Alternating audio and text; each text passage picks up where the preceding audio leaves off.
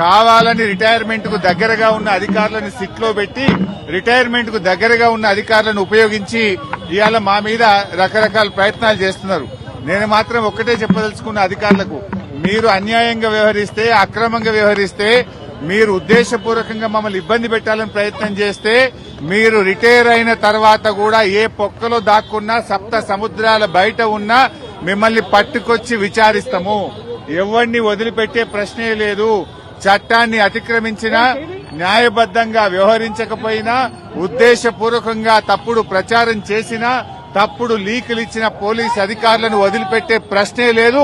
అంతకంతకు అనుభవిస్తారు. జాగ్రత్త, ఆలోచించుకోండి. రిటైర్ అయినాక మీకు ప్రభుత్వం రేపు వచ్చే బీఆర్ఎస్ ప్రభుత్వం కూడా మీకు సహకరించదు.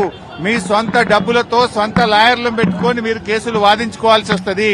అన్ని దృష్టిలో పెట్టుకుని న్యాయబద్దంగా వ్యవహరించండి, చట్టబద్దంగా వ్యవహరించండి. రేవంత్ రెడ్డి దావోస్కెళ్లి ఆయన ఇచ్చే డైరెక్షన్ లో కాదు, మీరు చట్ట ప్రకారంగా వ్యవహరించండి. దావోస్ నుంచో, సిపి నుంచో, ఇంకొకరి నుంచో తప్పుడు సూచనలు, వాళ్ళిచ్చే ఆదేశాలను మీరు పాటించి చట్టాన్ని అతిక్రమిస్తే మాత్రం దానికి మీరే బాధ్యత వహించాల్సి వస్తుందని హెచ్చరిస్తా ఉన్నాం.